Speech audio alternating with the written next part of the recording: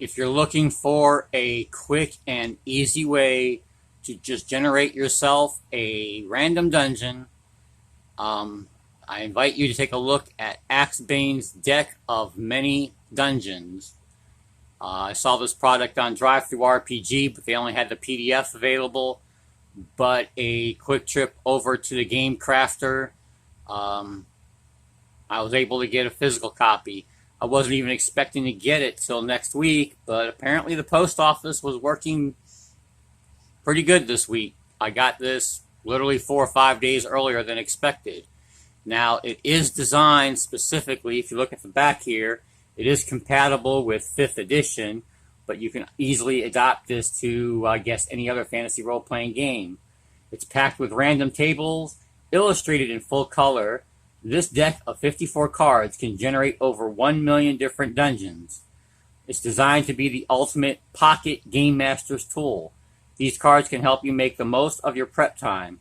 You can also use them on the fly during your next RPG session when your players decide to go in a completely different direction than you anticipated. For use with most fantasy RPGs, and especially well suited for the 5th edition game, the most popular role-playing game. As you see, it was created by a Mr., I guess, Daniel Walthall. So let's go ahead and open the box. You got your 2 jokers here. The first one is a quick little NPC generator, a little name, names for males and females, a surname, and then a class, and then a quick way to generate like an item, weapon, armor, book, scroll, map, or ring, whether it's unknown, tiny, fragile, glowing, ancient, or magical, who it was crafted by, what its value may be. This card here is the instruction card, where you remove the ace, king, and joker cards from the deck, and for a smaller dungeon you can also move the jack and queen cards. Then you just shuffle the deck. Randomly select an ace card to begin your dungeon layout. Draw a card from the deck and place it in the layout. If there's no valid position for it, place it at the bottom of the deck and draw again. Once the layout is complete, you can choose one card in the layout and replace it with the king card of your choice to finish the current dungeon level or current quest. And there's the cards. Let me go ahead and pull out the ace cards.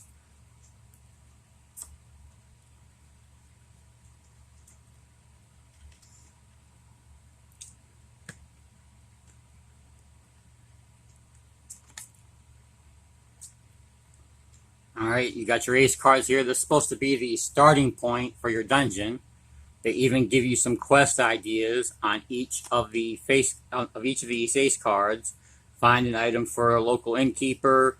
Rumors of a 200 gold are on dungeon level 2. A rare item is inside. Save a family member of a PC. Slay a small group of evil NPCs. Kill or delay a powerful monster. Stop cultists from summoning demons. So you've already got a little bit of story hintage there.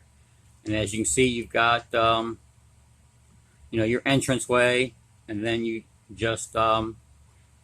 also got some artwork here, which, although as far as the way Axebane has decided to use these cards, the artwork's just there for prettiness. If you're using something like the Game Master Assistance cards or something like that, you can ask questions like, okay, is there anything of interest in this pile of rubble and such? So you got those cards.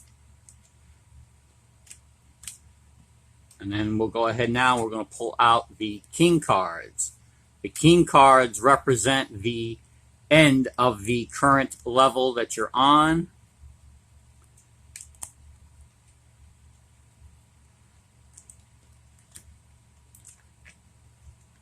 This is where you're supposed to put your quest item, or maybe this could be the room for the big bad guy, or it's simply just stairs going down to the next level. So literally you have here a deck that you can go through, shuffle it up, and make yourself a bunch of random dungeons. So, you lay your first card out, and then you shuffle your deck. I'm going to go ahead and shuffle off screen here real quick. It's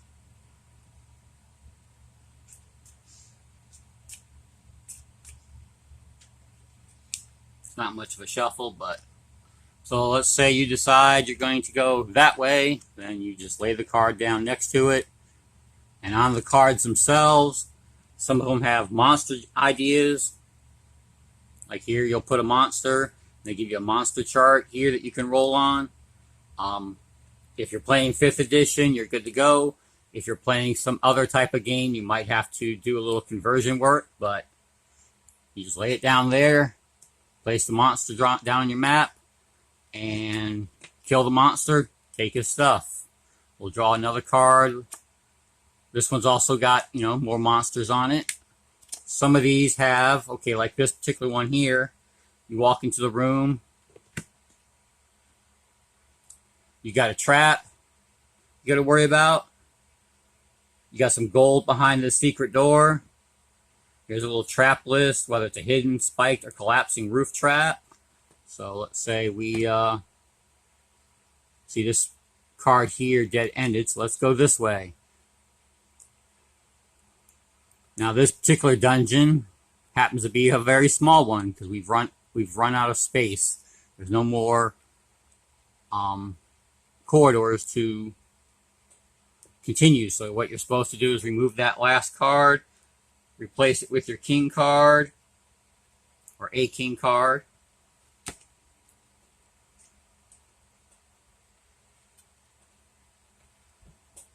Boom.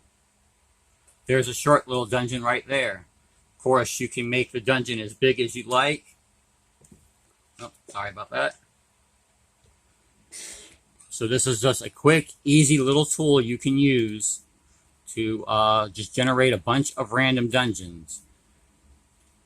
We're just going to flip through some of the cards so you can see some of the artwork. Oh, there's the jokers.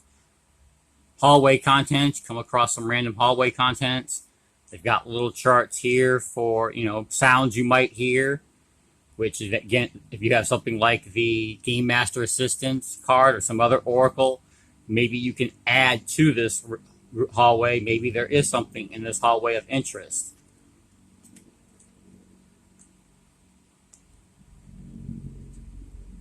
Magic pool. And they've got a little chart here of what that magic pool may or may not have. You got this one here represents a side entrance. This could be like another exit to the dungeon, or you can utilize it as a stairs that go down further into the dungeon. Up here you come across a random treasure generator. What might be hiding in that treasure pile?